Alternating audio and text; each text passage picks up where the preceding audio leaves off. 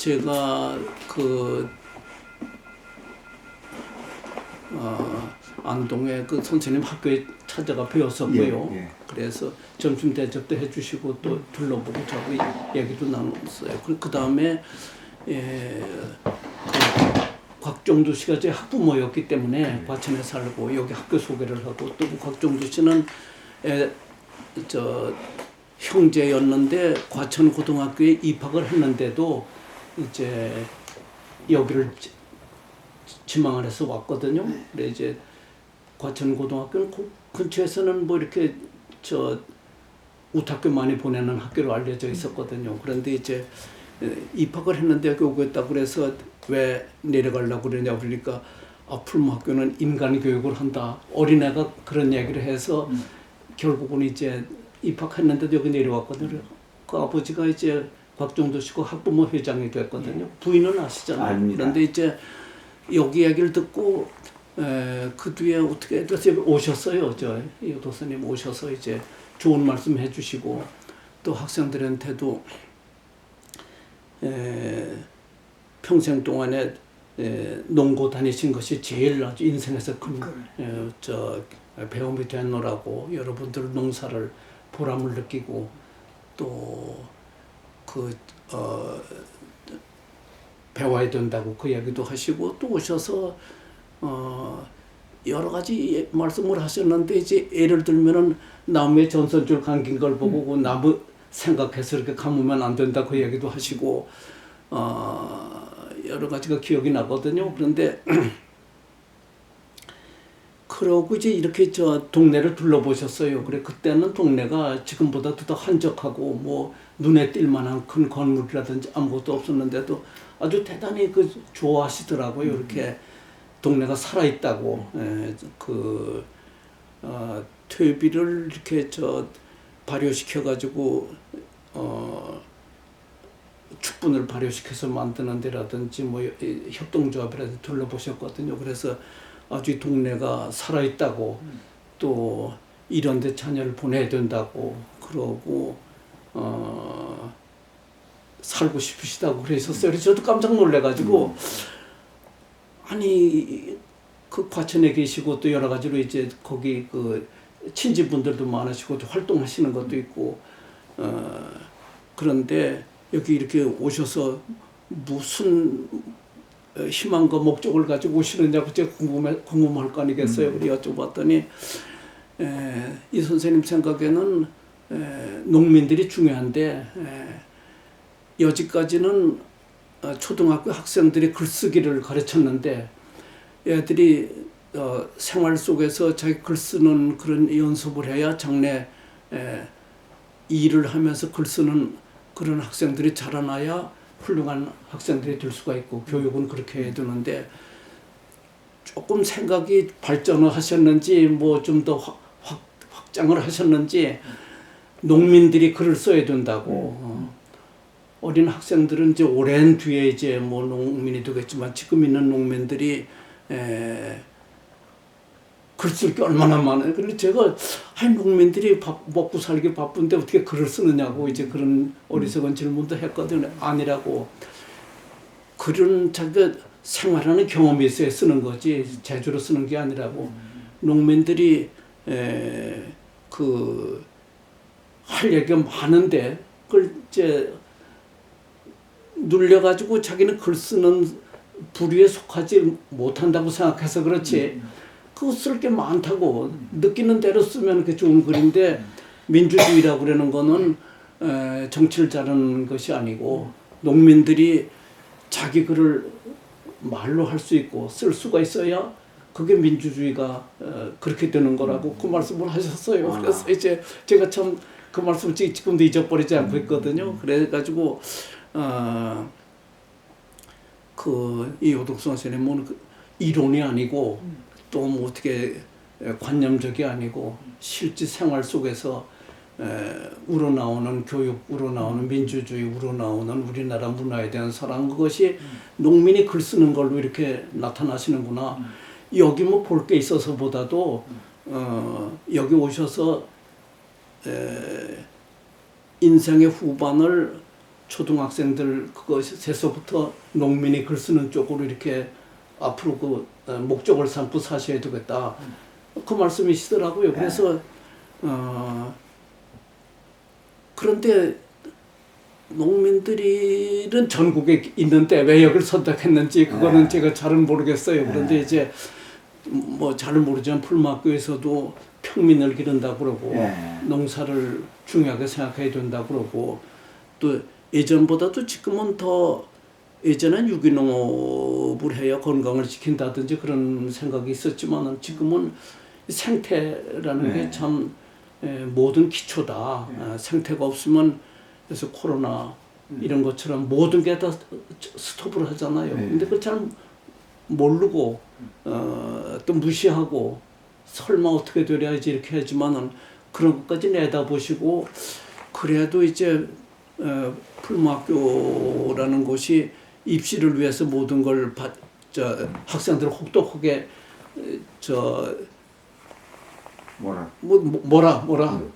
듣잡는 그런 곳은 아니라는 걸 아신 거예요. 그래서 이제 이왕이면 여기서 학생들은 선생님들이 기르고 또 농민들이 될 텐데 또 농민들한테도 글 쓰는 거를 이게 참 보람 있는 일로 아셨기 때문에 여기로 좀 어려우신 걸 무릅쓰고 여기 그러니까 편리한 것보다도 이호도 선생 그 양반은 이게 뜻 있는 일이라고 그러면 그거를 이제 택하는 그런 분이고 또 풀마학교가 참 초라하고 그렇지만은 이거를 도와줘야 되겠다. 이런 마을을 살려야 되겠다. 그 얘기를 하셨어요. 글 쓰신데도. 그러려면은 말로 보통은 하기 쉬운데 지선군 지선이를 보내야 되겠다. 한마디로 그냥 그때 어려운 거예요. 왜 그러면 고창학교도 좋은 학교고요. 그 교장 선생이라든지 여러분이 계신데 다니는 아이를 뽑아서 여기 넣는다는 거는 보통은 못하는 일이거든요. 그래서 이제 보내주시니까 이렇게 학생 지성이랑 오고 이현주 목사도 애들 보내고 그렇게 되니까 눈치만 보던 애들이 이호도 선생도 여기 보내셨어 이래가지고 이제 하나둘 김포에서도 오고 이제 강화에서도 오고 학생들이 오기 시작해가지고 이제 이렇게 오늘날까지 이렇게 됐거든요. 그런데 그걸 결단한다는 게 참 보통 일이 아닌데 왜 결단하시느냐 하면은 생활이 편리하다든지 그런 건 아니고 좀 불편하더라도 농민들이 참 이런 곳에서 글 쓰는 그런 농민이 돼야 농민이 이제 말이 백성들의 말이 이렇게 좀 이렇게 뭔가 이제 바탕이 되는 사회가 되어야 되지 않느냐. 그래서 그렇게 오신 걸로 알고 있는데요. 그 장소는 그래서 이제 둘러보셨거든요. 그 뒤에 다시 한번 오셨기 때문에 둘러보셨을 거예요. 곽정도 씨랑 같이 둘러보시고서 학교 뒤에 산이 있거든요. 그건 학교 산이거든요. 그래서 땅을 새로 구한다고 그러는 건 좀 여소 선생님은 좋은 땅에 뭐 이런 거 생각이 없으시고 근처에 어디 있기만 하면 된다. 집이야 뭐 초가상칸이라도 하여튼 그래서 그 집을 짓기 터를 보고 뭐 좋은 땅을 보고 그거 아니다. 그리고 학교 뒷산은 학교 거였거든요. 그리고 학교 뒷산은 조금 학교 기숙사에서 이제 학교에서 종을 치면 다 들리는 거리거든. 거기는 뒷산이라서 조그맣긴 하지만은 좀 연고가 있는 거는 주홍로 선생님이라고 학교에서 시작하신 분인데 이제 그 함석권 선생님 집회 나오시고 이제 그 감신대 나오고 그런 분인데 태어날 때 어머니가 이제 자손을 못 봐서 이제 뭐 100일 기도를 해가지고 낳았다 이제 그런 옛날 어머니들의 정성이 지극했으니까 그 뒷산에 고기였고요. 또 이제 이창갑 선생님하고 그 양반은 오산학교 그 정신을 가지고 그걸 다시 살려보자. 그런 아주 참 다 이호덕 선생님의 그 양반들 그 세대는 지금하고는 달라요. 뭐 애국심이라든지 이게 옳은 일이라고 그러면 뭐 일생을 바치는 거를 그냥 어렵게 생각 안 한다든지 다 비슷한 분들이거든요. 그래가지고 그분은 여기 계신 동안에 2년 8개월 계셨는데 저는 한 3개월 같이 모셨을 뿐이거든요. 그런데도 아주 철저해요. 아주 그 아침 5시에 일어나시거든요. 그래가지고 눈이 오나 뭐 비가 오나 일어나세요.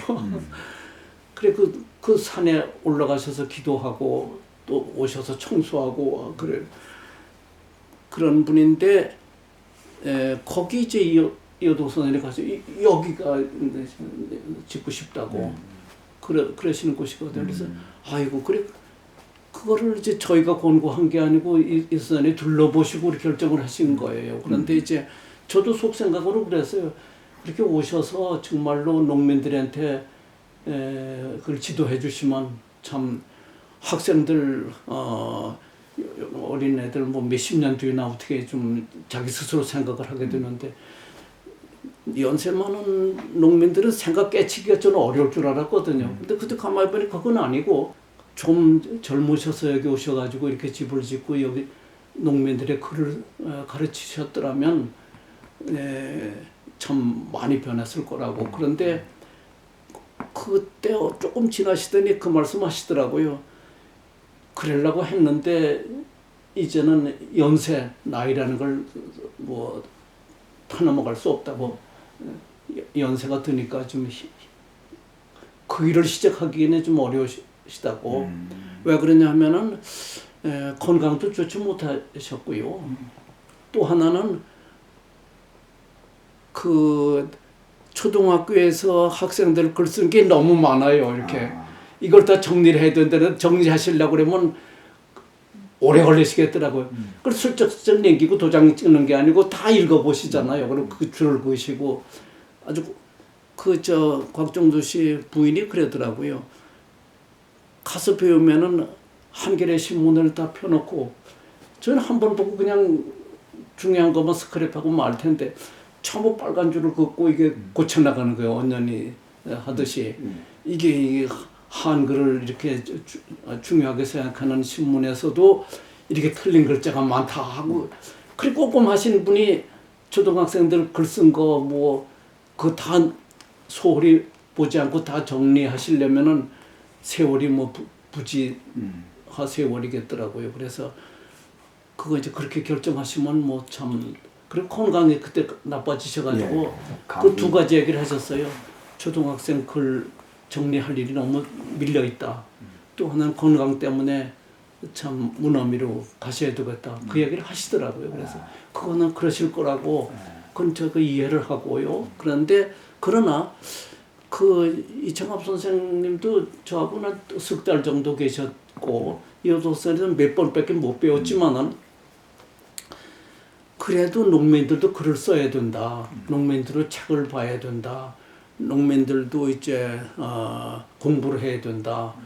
그거는 머리에 있어가지고 이 전공부에서 제가 만들고 한 10년 동안 여기서 가르쳤거든요. 교양공부라는 것도 만들어가지고 가르치고 그랬는데 늘 학생들한테 그 얘기는 하죠. 이호동 선생님 여기 오셔서 농민들이 글을 써야 민주주의가 된다고. 위에 있는 사람들이 민주주의 얘기하는 거는 자기 당파를 위한 민주주의예요. 그래서 이제 농민들은 순수한 마음으로 생활에서 우러나오는 글을 쓰고 그걸 표현을 하고 그들의 바라는 거, 그들의 생각에 반영이 돼야 좀 풀뿌리 민주주의라고 글 쓰는 게 중요하다고. 그래서 여기 전공부는 글쓰기 지도를 지금도 해요. 글을 써야 된다.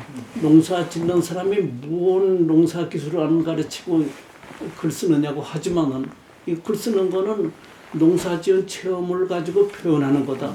체험만 하고 있으면 그건 표현이 안 되는 거다. 그래서 제가 늘 하는 얘기가 있는데 일본의 야마시다라고 그러는 분이 농민 문학가거든요. 책을 한 50권 썼어요. 그런데 그 양반이 이제 농사 짓기 싫어가지고 그 아버지는 농사 지으라고 농사꾼은 뭐 송충이는 소나무만 먹는다고 그러니까 이제 똥을 푸는데 같이 초등학교 다니는 애들은 이제 여학생이 돼가지고 교복 입고 가는데 그 마주치면 아주 참 죽기보다 싫어가지고 집을 탈출해가지고 이제 그 사람은 사가라는 데서 집이었는데 후쿠오카로 갔어요. 규슈니까. 그랬더니 아주 문학가가 유명한 분이 있어서 찾아갔더니 그분이 그러더래요. 넌 문학을 해서 뭐 하려고 그러냐. 그러니까 내가 도스토옙스키 같은 작가가 되겠다고 이제 그 학생이 이거예요? 예, 그랬던가 봐요. 그래서 그랬더니 그 양반 하는 이야기가 도스토옙스키 아무나 하는 거 아니고 너는 지금 뭘 하냐. 우리가 농사 짓는다 그러니까 농사 짓고 양계를 한다 그러니까 양계라고 농사 짓는 데서 그 체험하는 게 중요하고 그건 아무도 그 체험할 수 있는 다른 사람이 없다. 네가 그 체험을 써야 글쟁이가 되는 거지 체험도 없이 글쟁이가 될 수가 절대로 없다. 일을 해야 별 생각이 다 좋은 생각이 나오지. 일 안 하고 생각이 안 나온다고. 그 얘기를 듣고서는 마음을 돌이켜가지고 집에 가서 똥 푸고 양계를 하고 귤감 농사를 지어가지고 그걸 그대로 적은 거예요. 책이 50권이 돼가지고 아주 유명한 사람이 돼서 그 양반은 그 요전에도 편지를 보내는데 일본 텔레비는 너무나 좀 가볍고 그래서 자기는 그 한국 드라마를 본다고 드라마만 본다고 한국 드라마를 보면서 느낀 건 뭐냐 하면은 한국은 반도에 있어가지고 침략도 너무 많이 받고 뭐 요나라 금나라 여진나라 무슨 원나라 청나라 명나라 뭐 또 마지막에 일본한테서 침략을 받았으니 얼마나 고생을 했겠느냐 그런 얘기도 하고 그래 친하거든요. 그래서 이제 농사 지어서 밥 먹고 사는 것보다도 사람으로서 농사를 지으면서 느낌을 이야기를 하고 또 그걸 같이 공감을 느끼고 그렇게 중요하다. 그런데 그 원조가 이 선생님이 아닌가. 이 선생님이 그 얘기를 하셨으니까 그게 이제 이렇게 평생을 모시고 계셨겠지만은 저희는 그저 잠깐 만나 뵀지만은 그래도 그게 이제 머리 기억이 남아가지고 학생들한테도 이건 중요하다고 얘기를 하고요. 교양국어를 고등학교 학생들 3권 만들고 정복도 2권 또 만들었거든요. 그래서 정리를 해가지고 5권을 우리가 만들어가지고 그건 뭐 나라에서 못 만들게 해가지고 심할서 쓰라고 그러기도 했지만은 그거를 이제 어쨌든 우리나라에서 교과서를 국어 교과서를 학교에서 만든 건 처음이라고 그러긴 하더라고. 그런데 그건 어떻게든지 남은 여생 동안에 잘 다듬어가지고 이제 내가 간 다음에라도 학생들 그걸 읽게 해두겠다 그러는데 그렇게 돼서 하여간 오시게 됐고 또 여기 정착을 못 하시는 거는 저희가 뭐 부족한 점도 있지만 이 선생님의 그런 사정 때문에 그렇게 되신 것이고 또 그렇게 가셨다 하더라도 그때 남기신 말씀은 우리가 귀하게 생각하고 잘 간직하고 있다. 내가 생각하는 아버지가 여기에 오셨으면 자식보다는 여기가 좋겠다는 생각하셨는데 그거는 이제 그 육신의 정보다도 선생님 하시고 싶은 것이 있어서 하셨을 거예요. 예. 그때 근데 여기 이창갑 선생님이라는 분도 우리나라 역사, 우리나라 말을 엄청 강조를 하셨거든요. 그것이 없으면은 안 된다고. 그래 이렇게 사상적으로 비슷한 생각을 가진 분들이 만나 뵈어서 이 지역으로는 그 축복이었죠. 그래 저희 아이나 뭐 그때 여기 온 아이가 원식이 아들 또 김지원 씨 아들 우리 집 아이 하나 그 이듬해 하나 더 오고 저 소리 길림이 그 이현주 딸 2 아이가 이게 왔고 그래서 여러 아이가 왔는데 아버지는 그 아이들이 들을 위해서 온 건 절대로 아니고 이 홍 교장님의 이 학교 운영이나 이런 것들이 정말로 꼭 필요하다 이런 얘기를 저한테 하셨어요. 그런데 그때 신장염이었어요 아버지가. 그래. 발이 자꾸 부어요. 그래서 그 이뇨제를 쓰므로 해서 그건 이제 빠지니까요 소변으로. 그때 몸이 안 좋았어요. 그래서 아마 저한테 온다는 생각을 안 했겠나 싶고. 그때가 참 어려우셨을 때 같았어요. 제가 뵙기가. 그러고 좀 더 일찍 오셨더라면 좀 이 지역에서 조금 더 여러 가지 영향을 받았을 텐데 그런데 뭐 그건 충분히 이해가 되니까요. 그 다음에 그때 2가지 또 사정이 있었어요. 글쓰기가 양쪽으로 갈라져요. 예, 그러니까 제가 어떤 얘기 중에서 50명 이상의 단체가 되면 막 감론 언론이 나오기 때문에 그렇죠. 그런다고 하는데 그때는 글쓰기가 한 1000몇백 명이 됐어요. 그래서 그 중에서 이제 양분이 돼서 갈라지는데 그 갈라지는 사람들이 아버지를 비난하고 나를 비난하고 갈라져요. 그래서 아버지가 그걸 몸시 안타까워하다가 그 갈라서 쫓아내게 하고 아버지도 거기서 탈퇴를 하게 되는데 그때 그 땅이 많이 장만해 뒀어요. 제가 글쓰기한테 전부 그걸 주기로 했는데 이 사람들이 그렇게 갈라지고 비난을 하는 바람에 제가 글쓰기한테 그때 당시에 하여튼 뭐 한 몇억 정도의 돈을 받아서 그 집을 짓고 그랬는데 이걸 안 되겠다 싶어가 내가 서울에 있는 그 빌딩을 팔아가지고 그걸 다 갚아요. 그렇군요. 갚고 이제 그 땅이 저한테는 도움이 안 되는 땅, 그 많은 땅이 2만 평이나 되니까요. 그래서 아버지가 그럼 일단 내쫓아라. 그리고 내쫓고 난 뒤에 보내고 난 뒤에 그거를 그럼 뭐에 쓸 건가? 아버지가 그때 그 고민을 하셨어요. 이거를 학교를 하자.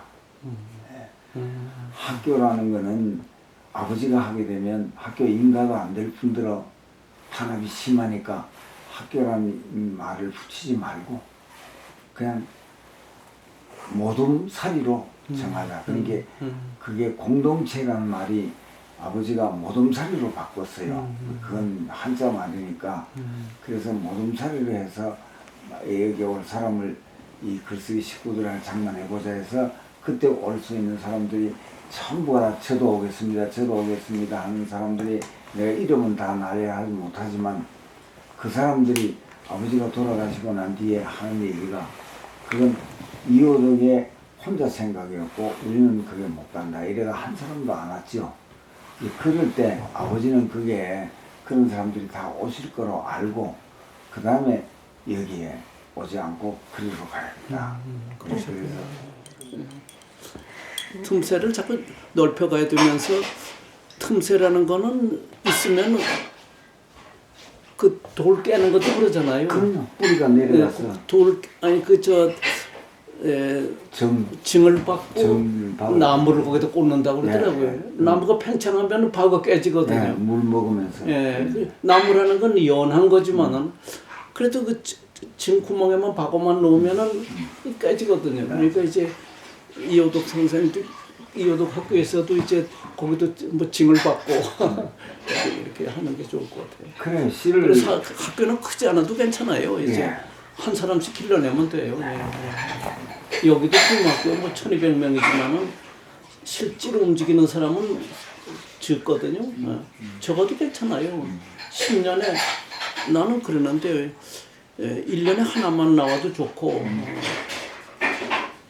2년에 하나만 나와도 60년이면은 30명인데 부부니까 60명이 되잖아요.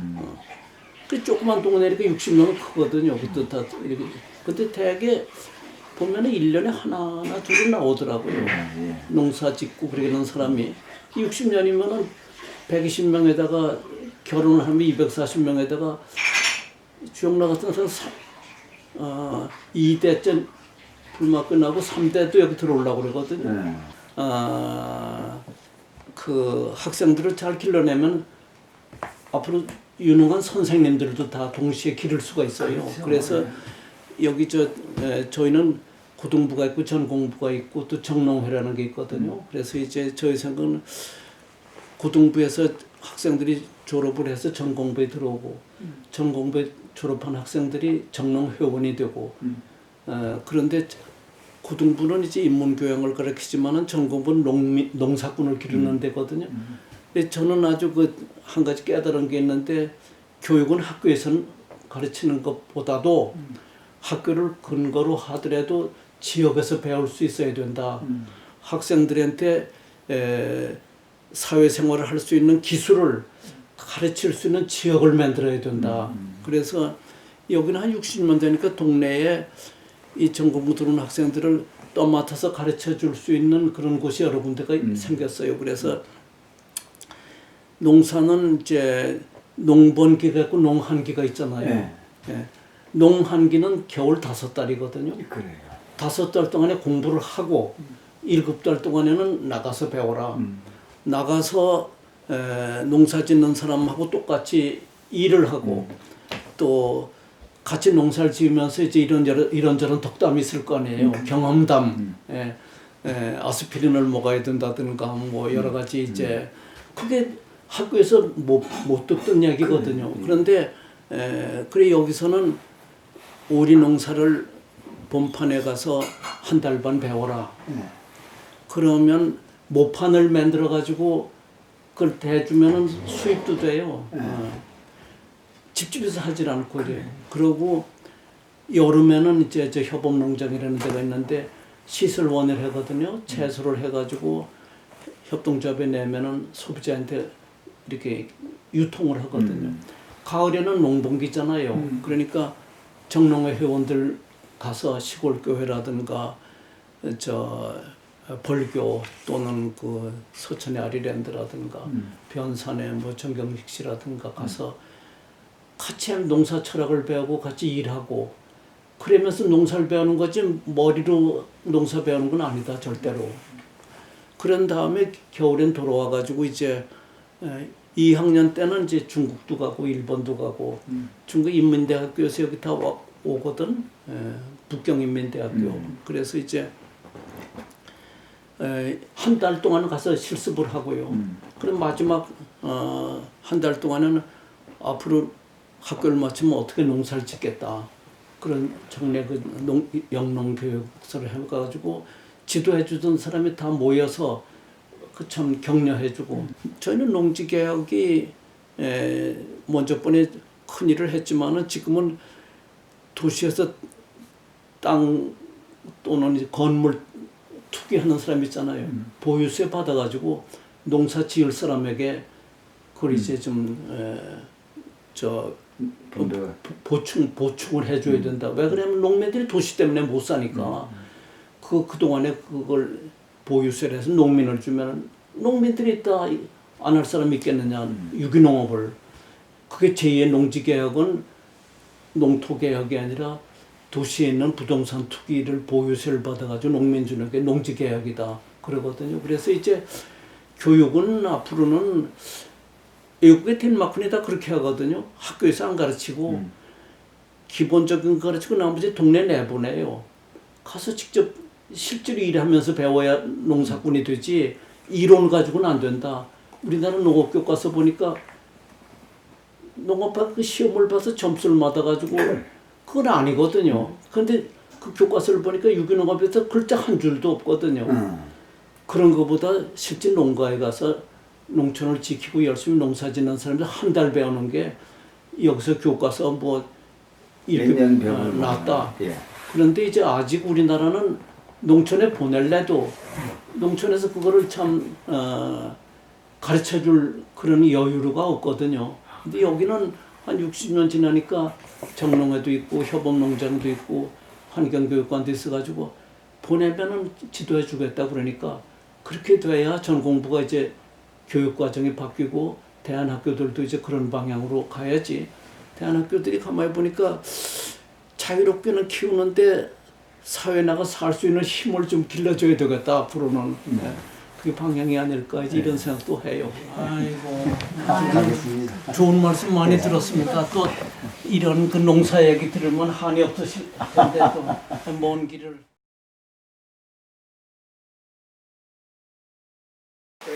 오영환 선생님 잘 어떻게 알죠? 알아요? 잘 압니다.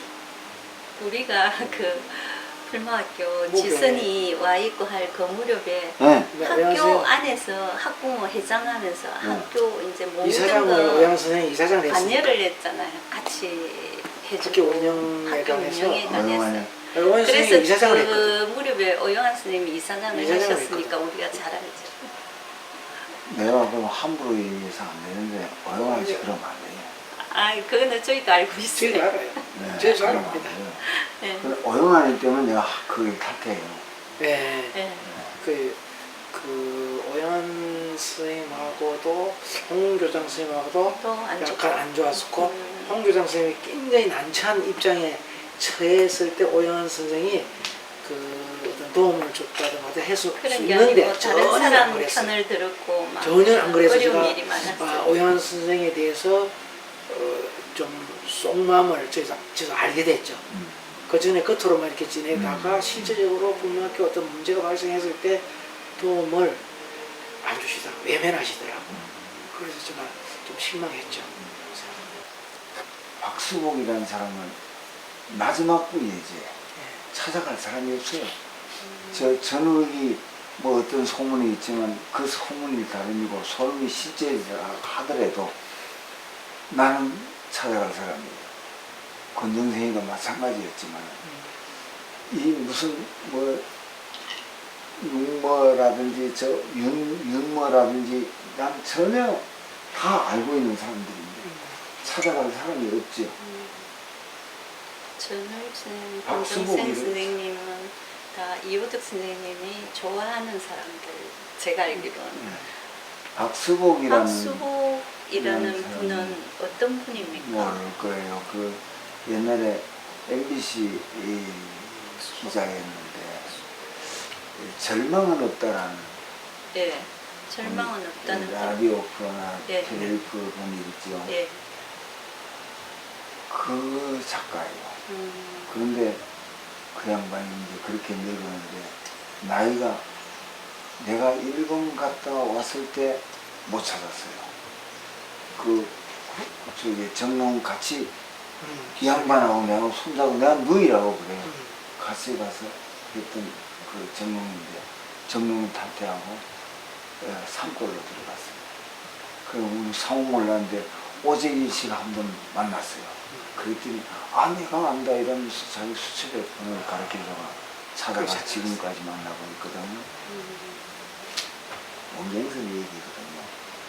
옹경선이가 작은 여자를 데리고 박수복 씨 이제 생각났어. 여자분이시죠? 난 계속 근데 여자인지 남자인지 제가 아, 서울에서 한번 만난 적이 있어요. 아 그래요? 제 결혼하기 전에. 아 전에? 예.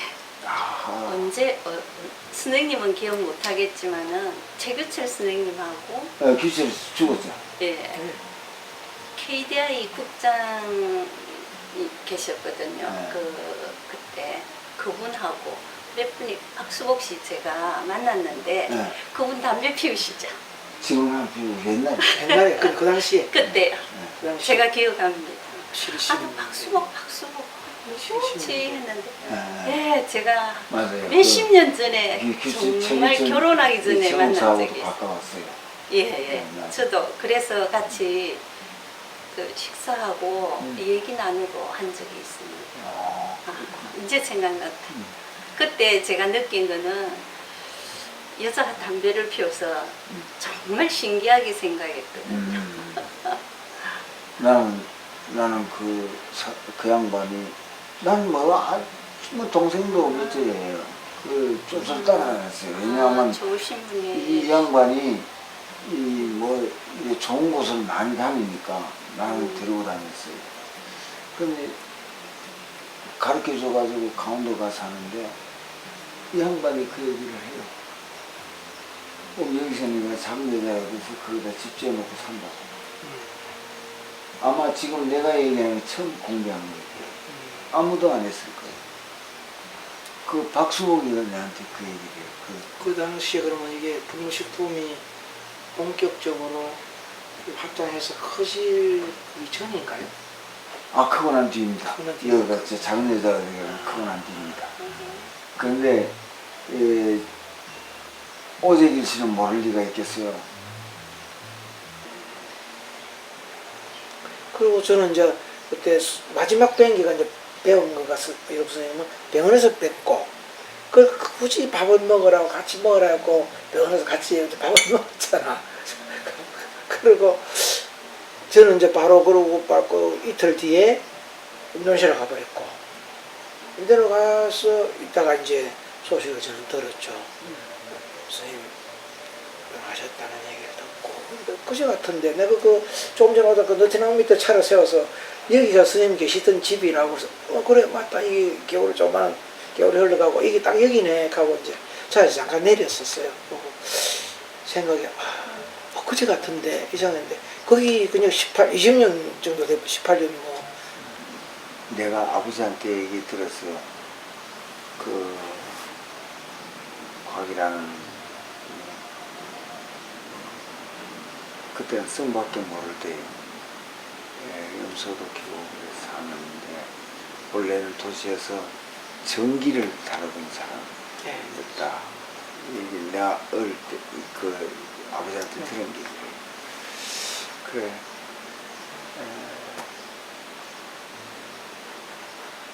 아버지가 거기에 가려고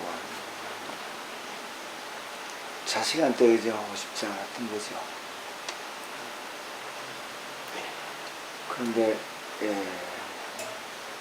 아버지가 이사를 가든지 어딜 가든지 내가 다 했거든요.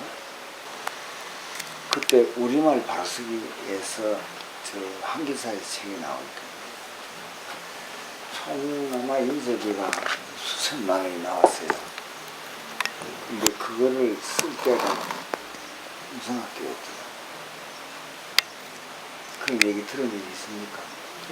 그 뭡니까 지금 옛날에 홍대장 집이 고 있었잖아요. 네. 아버지가 살던 집. 지금 거기에다 집을 지은 거 아니에요? 예, 집 지었죠. 예. 그 앞에 논이 있었거든요. 예, 논이죠. 예. 지금도 논인가? 예, 논이. 예. 근데 그 논이 원래 한 서마지기가 그 양반 땅인가 그랬을 걸로 알고 있어요.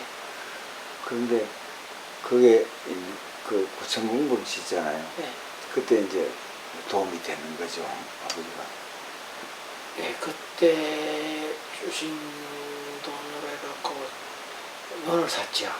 예, 논을 샀죠. 예, 논을 사서 지금도 논이 그 학교 아직 실습지로 쓰고 있죠. 예. 실습지로. 예. 그걸 쓰고 애들이 실습하고 수학하면서 아마 그거는 지금 지금 들어오는 학생들은 교육 선생님을 모르는 거죠. 모르겠죠. 모르고 뭐 책으로 이제 남아있는 거 보고 그런 뭐였을 거야. 이 정도 알지. 근데 그 당시에 주셔서 그 땅을 사서 그대로 지금 쓰죠. 실습지요. 예. 근데 그거는 그 앞이고, 예. 그 앞에 이현주가 그 기숙사 질 때, 자기가 무슨, 아껴머니라는 동아리 책을 내면서 이제 나온 돈으로, 예. 그때 그 쌍둥이 애가 그 학교를 다녔어요. 예. 그때 그거를 걸러내고 또 다시, 그때 당시는 그 땅 사고 뭐 이럴 때죠. 근데 그 이후에 전공부를 도와준 예, 적이 있어요. 저기 선생님이 선생님 주신 돈으로 실습지 샀잖아. 네, 사서 기숙사 양식으로 쓰고 양식을 있죠. 쓰고 있지. 아니 그 뒤에 또 있다. 그 그거 뒤에 말고. 1,000만 원 말고 그 뒤에 네.